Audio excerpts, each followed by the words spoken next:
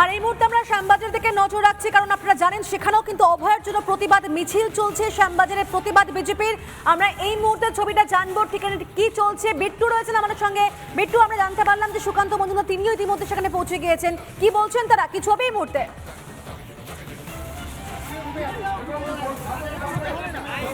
দেখো, সুকান্ত বাবু এই মুহূর্তে এসে পৌঁছে গিয়েছেন। অন্যান্য বিধায়করা, সাংসদরা তারা প্রত্যেকে এসে গিয়েছেন। দেখতে পাচ্ছি প্রতিবাদ কর্মসূচি পালন হচ্ছে, আর কিছুক্ষণের মধ্যেই বিরোধী দলনেতা শুভেন্দু অধিকারী এসে পৌঁছাবেন।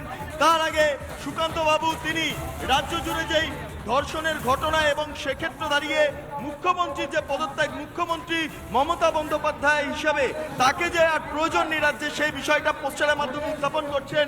একের পর এক বিধায়করাও রয়েছেন। একটাই দাবি, দফা এক, দাবি এক, মুখ্যমন্ত্রী পদত্যাগ। আমি এক এক করে বিধায়কদের কাছে যাবো, তারপর সুকান্ত বাবুর কাছে যাবো।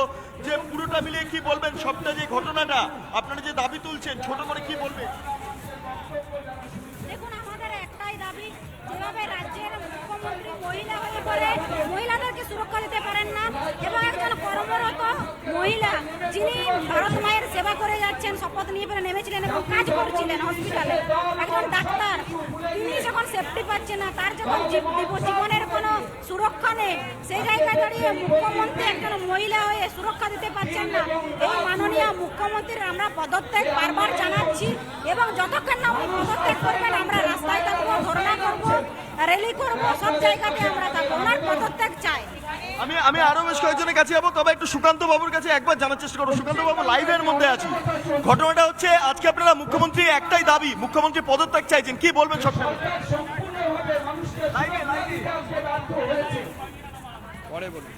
আচ্ছা, এই মুহূর্তে সুকান্ত বাবু একটু বাদে বলবেন, তবে অন্যান্য যারা রয়েছেন তাদের কাছ থেকে একটু জানার চেষ্টা করব। আমি কি বলবেন সবটা মিলিয়ে, যে এই যে আজকের দাবি, আজকের এই আপনাদের কর্মসূচি, কি বলবেন?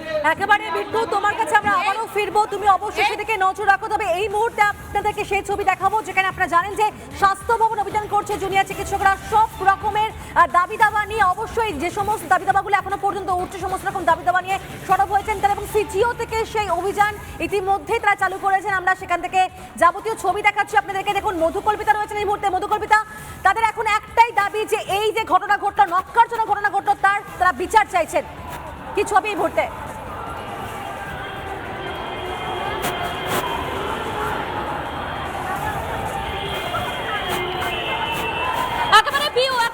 একেবারে দেখানোর চেষ্টা করবো ধীরে ধীরে চিকিৎসকদের যে মিছিল, সেই মিছিল কিন্তু স্বাস্থ্য ভবনের দিকে এগোচ্ছে। আমি সেই ছবিটাই দেখাচ্ছি। এখানে দেখতেই পাচ্ছ তুমি, চিকিৎসকেরা যারা রয়েছেন, সেই চিকিৎসকেরা ধীরে ধীরে স্বাস্থ্য ভবনের দিকে যাচ্ছেন। আমি একবার অ্যাম্বিয়েন্সটা শোনানোর চেষ্টা করবো,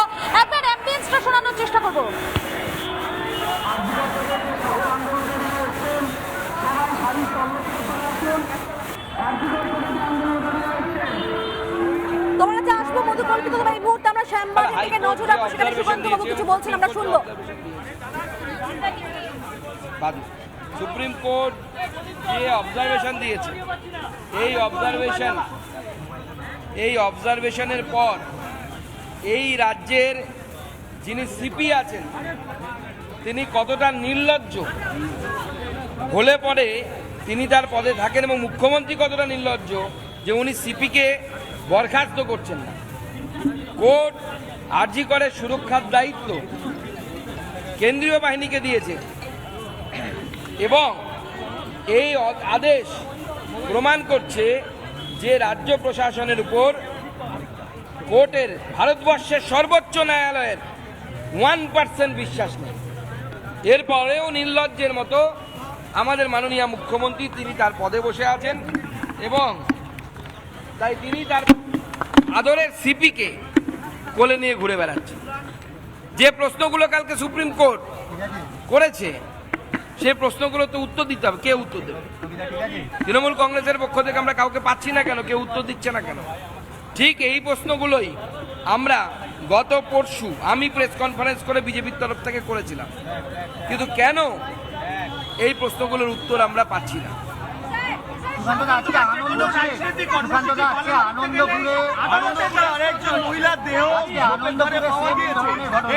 দেখুন, যে কোনো রাজনৈতিক আন্দোলন করতে গেলেই পশ্চিমবঙ্গে আদালতের শরণাপন্ন হচ্ছে, কারণ গণতন্ত্র নেই। গণতন্ত্র না থাকার জন্য আমাদেরকে করতে হচ্ছে, এবং আজকেও একজন মহিলার দেহ পাওয়া গেছে, সেই জন্য আমাদের আনন্দপুরে, সেই জন্য আমাদের স্লোগান যথার্থ, রাজ্য জুড়ে ধর্ষণ, তোমার নেই প্রয়োজন। মাননীয় মুখ্যমন্ত্রীর এই রাজ্যে প্রয়োজন নেই, প্রশাসক হিসেবে প্রয়োজন নেই, উনি যত তাড়াতাড়ি সম্ভব গদি ছাড়ুন, বাংলার মানুষকে রেহাই দিন, বাংলার মানুষের উপর কৃপা করুন। প্রত্যেক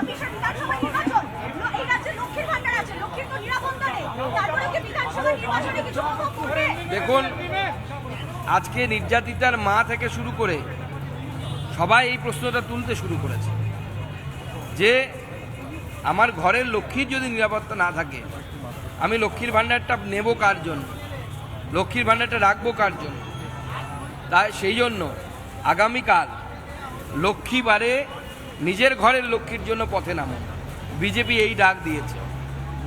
আগামীকাল লক্ষ্মীবার, বৃহস্পতিবার, আমরা বৃহস্পতিবারকে লক্ষ্মীবার হিসেবে মানি, তাই আগামীকাল আমরা স্বাস্থ্য ভবনের ঘেরাও করছি এবং আমরা জনতার কাছে, বিজেপি তো আসবে, বিজেপি হাজার হাজার বিজেপি কর্মী সমর্থক আসবে, আমি গোটা পশ্চিমবঙ্গব্যাপী সাধারণ মানুষকে, কলকাতার সাধারণ মানুষকে আহ্বান জানাচ্ছি যে আগামীকালের আন্দোলনে সকলে আসুন।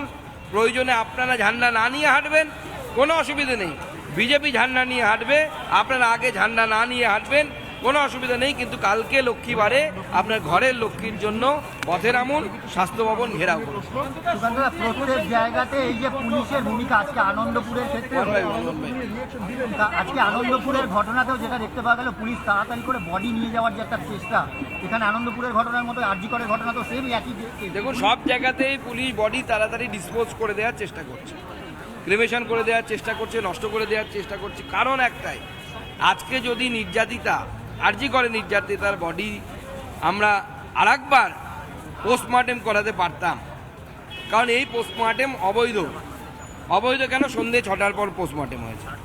আপনারা জানেন স্ট্যান্ডিং ভার্ডিক্ট আছে হাইকোর্টের যে দিনের বেলা করতে হবে, যদি দিনের বেলা না করতে হয় স্পেশাল পারমিশন নিতে হয়। আমার প্রশ্নই তাড়াহুড়ো কেন?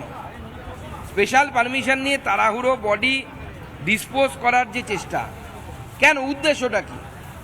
যেমন নির্ভয়া কাণ্ডে আরেকবার পোস্টমর্টেম হয়েছে, অনেক রেপ মার্ডার কাণ্ডে এরকম দেখা যায় যে দুবার পোস্টমর্টেম হয়েছে। তো এক্ষেত্রে যদি দুবার পোস্টমর্টেম হতো তাহলে অসুবিধে কার ছিল? কেন তথ্য গোপন করার চেষ্টা? কেন একজন সিভিক ভলেন্টিয়ারকে একজন এএসআই বিশেষ গুরুত্ব দেবে যে আবার ওয়েলফেয়ারের নেতা? আমরা তখন নতুন নতুন তথ্য পাচ্ছি, বেশ কিছু ইন্টার্নের নাম উঠে আসছিল, সেই সমস্ত ইন্টার্নদের ব্যাঙ্ক অ্যাকাউন্ট একবার চেক করা উচিত। আমাদের কাছে বিশ্বস্ত সূত্রের খবর, কয়েকজন আরজিকর মেডিকেল কলেজের ইন্টার্ন যারা এর অ্যাকাউন্ট এসবিআই আছে, সেই এসবিআই অ্যাকাউন্টে তাদের 40,000 টাকা করে মাইনে মাসে, এত পরিমাণ টাকা থাকার কথা না, কিন্তু এই বিপুল পরিমাণ টাকা আসছে কোথা থেকে? এবং সেই অ্যাকাউন্ট থেকে বেশ কিছু তৃণমূল নেতার অ্যাকাউন্টে টাকা ট্রান্সফার হয়েছে, এরকমও আমরা খবর পাচ্ছি। তদন্ত হওয়া উচিত, পুলিশেরও এই বিষয়টি দেখা উচিত। আরজিকরের মতো ঘটনা ঘটলো, তারপরে শিক্ষা নিয়ে আনন্দপুরের মতো ঘটনা ঘটছে, মানে ফলে থামবেটা কোথায়? দেখুন, প্রশাসন সম্পূর্ণরূপে কোলাপস করে গেছে। তো যখন সিপি নিজে বলছে যে 7,000 লোক এসে গেছে আমরা জানতে পারিনি, তো অ্যাকসেপ্টেন্স, যখন কলকাতা পুলিশ নিজে বলছে যে ডার্বিতে আমরা সুরক্ষা দিতে পারবো না, আমরা পুলিশ ফোর্স দিতে পারবো না, তার মানে কি? আপনারা স্বীকার করে নিচ্ছেন, পশ্চিমবঙ্গ সরকার স্বীকার করে নিচ্ছে যে law and order out of our control, আমাদের কন্ট্রোলের বাইরে চলে গেছে এবং ল অ্যান্ড অর্ডার আমরা মেনটেন করতে পারছি না। আপনারা দায়িত্ব ছেড়ে দিন। আমার বক্তব্য যে আপনারা দায়িত্ব ছেড়ে দিন, কেন্দ্র সরকারকে বলুন দায়িত্ব নেওয়ার জন্য, কেন্দ্র দায়িত্ব নেবে।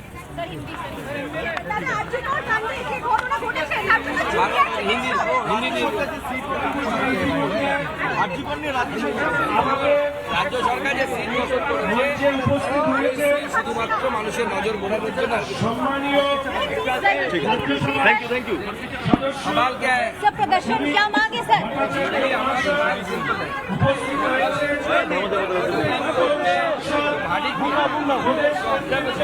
इसके बाद पहले